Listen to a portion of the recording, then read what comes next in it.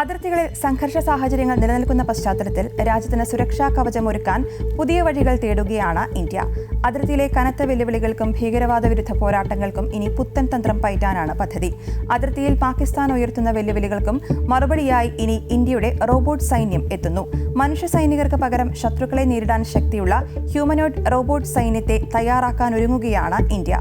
അതിർത്തി കടന്നുള്ള തീവ്രവാദ നീക്കങ്ങൾക്കും മുൻനിര സൈനിക ഓപ്പറേഷനുകൾക്കും ഇന്ത്യ മനുഷ്യ സൈനികരെയാണ് ഇതുവരെ ഉപയോഗിച്ചിരുന്നത്. എന്നാൽ AI സാങ്കേതിക വിദ്യയുടെ വളർച്ചയോടെ ഈ രംഗത്ത് വലിയ മാറ്റങ്ങളാണ് സംഭവിക്കുന്നത്. ആധുനിക യുദ്ധരംഗത്ത് ഡ്രോൺ സാങ്കേതിക വിദ്യയും മറ്റും നിർണായക സ്വാധീനം ചെലുത്തുമ്പോൾ അതിനേക്കാൾ അപകടകാരികളും ആക്രമണശേഷിയുള്ളതുമായ മനുഷ്യരൂപമുള്ള കില്ലർ റോബോട്ടുകളെയാണ് ഇന്ത്യ തയ്യാറാക്കുന്നത്. ശത്രുക്കളുടെ മാരകായുധങ്ങൾക്ക് മുന്നിൽ സ്വന്തം സൈനികരെ ബലികൊടുക്കാതെ ഇനി DRDOയുടെ റോബോട്ട് പട ശത്രുക്കളെ വേട്ടയാടും.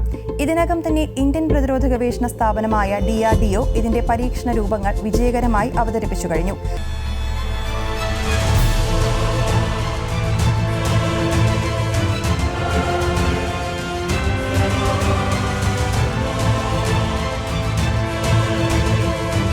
പൂനെയിൽ നടന്ന അഡ്വാൻസ് ലഗ് റോബോട്ടിക് നാഷണൽ വർക്ക്ഷോപ്പിൽ ഇതിന്റെ ആദ്യ രൂപം പ്രദർശിപ്പിച്ചു.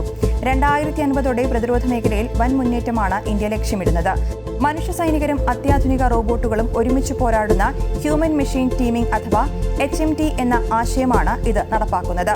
പാക് അതിർത്തിയിലെ അതീവ അപകടകരമായ ബങ്കറുകളിലും മലനിരകളിലും മനുഷ്യ കമാൻഡോകളുടെ നിർദ്ദേശപ്രകാരം അതിവേഗ പരിശോധനയും മാരകമായ പോരാട്ടവും നടത്തുക എന്നതാകും ഈ റോബോട്ടുകളുടെ ദൗത്യം.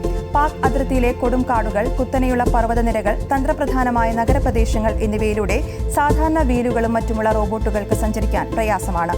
അതുകൊണ്ട് തന്നെ മനുഷ്യരെ പോലെ ഇരുകാലുകളിൽ നടക്കുവാനും ഓടുവാനും ചാടുവാനും കഴിയുന്ന രീതിയിലാണ് DRDO ഈ ഹ്യൂമനോയിഡ് റോബോട്ടുകളെ രൂപകൽപ്പന ചെയ്യുന്നത്. മുന്നിലെ തടസ്സങ്ങൾ വേഗത്തിൽ നീക്കാനും ലക്ഷ്യത്തിലേക്ക് കൃത്യമായി വെടിയുതിർക്കുവാനും ഇവയ്ക്ക് സാധിക്കും.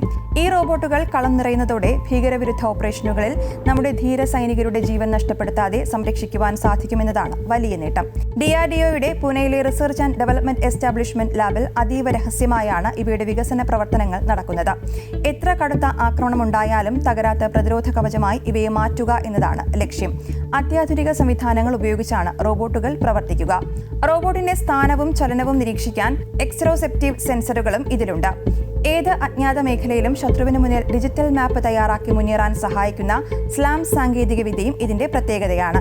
AI അധിഷ്ഠിത സംവിധാനങ്ങളിലൂടെ ഇന്ത്യൻ സൈന്യത്തിന്റെ ലോജിസ്റ്റിക്സ് ജോലികളും ഭാരമേറിയ യുദ്ധോപകരണങ്ങൾ നിശ്ചിത സ്ഥാനത്തേക്ക് എത്തിക്കലും ഈ റോബോട്ടുകളിലൂടെ സാധ്യമാകും. 2050 അതിർത്തിയിൽ കാവൽ നിൽക്കുന്ന സൈനികർക്ക് വലം കൈയായി ഈ ഹ്യൂമനോയിഡ് റോബോട്ടുകൾ എത്തുമെന്നാണ് പ്രതീക്ഷിക്കപ്പെടുന്നത്.